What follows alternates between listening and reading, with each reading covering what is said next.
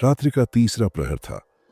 घने कोहरे में डूबी प्रयागराज की पवित्र धरती, संगम किनारे उठती मंत्रोच्चार की ध्वनि और दूर से आती ढोल नगाड़ों की गूंज, कुंभ का महापर्व अपने चरम पर था। वीरेंद्र, एक जिज्ञासु पत्रकार, इस बार कुंभ मेले की रिपोर्टिंग करने प्रयागराज पहुंचा था। पर उसके मन में एक सवाल था। लाखों लोग यहां स्नान करने क्यों आते हैं? क्या सच में गंगा का जल पाप धो सकता है? पहली रात जब वह अपने टेंट में आराम कर रहा था, तभी किसी ने दरवाजा खटखटाया। दरवाजा खोलते ही उसे एक बूढ़ा साधु दिखा, जिसकी आंखों में गहरी चमक थी। साधु ने एक पीतल की पत्ती दी और कहा, यदि सच जानना चाहते हो तो अमावस्या की रात ठीक 3 बजे संगम में स्नान करना। वीरेंद्र हैरान रह गया। यह कौन था और यह संदेश क्यों दिया? अगले दिन वह कुंभ मेले में घूमते हुए लोगों से मिला। कुछ ने बताया कि यह साधु कई वर्षों से दिखाई देता है, पर कोई नहीं जानता कि वह कौन है। कुछ ने इसे महज अफवाह बताया, लेकिन एक बूढ़ी महिला ने कांपते स्वर में कहा, जिसे वह बुलाता है वह या तो अमृतत्व को पा लेता है या फिर हमेशा के लिए खो जाता है। वीरेंद्र को यह मजाक लगा, लेकिन मन के किसी कोने में डर भी था। अमावस्या की रात वीरेंद्र संगम किनारे पहुंचा। चारों ओर घना अंधेरा था, लेकिन पानी में हल्की नीली रोशनी चमक रही थी। उसने हिम्मत जुटाई और जल में प्रवेश किया, पर जैसे ही उसने पहला डुबकी लगाई, अचानक चारों ओर सन्नाटा छा गया।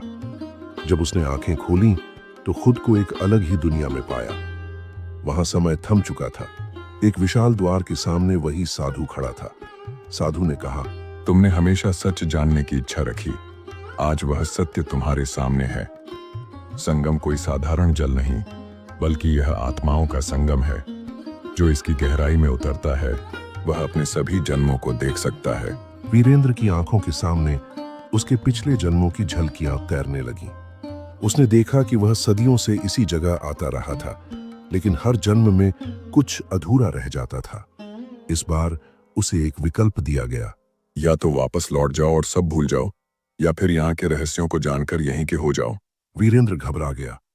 क्या वह सब भूलकर सामान्य जीवन जिएगा या इस गूढ़ सत्य का हिस्सा बन जाएगा? तभी उसने अपने भीतर एक नई शक्ति महसूस की। उसे समझ आ गया कि कुंभ में स्नान केवल शारीरिक नहीं, बल्कि आत्मिक शुद्धि का मार्ग है। उसने आंखें बंद कीं और एक अंतिम डुबकी लगाई।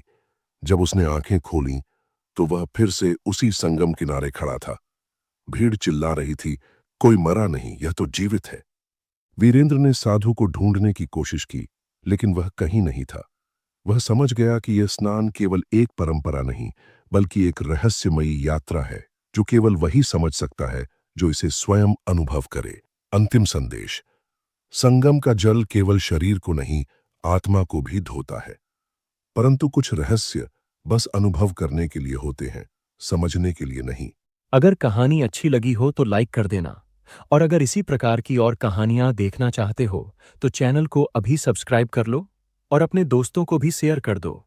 जय हिंद, जय भारत, जय माता दी।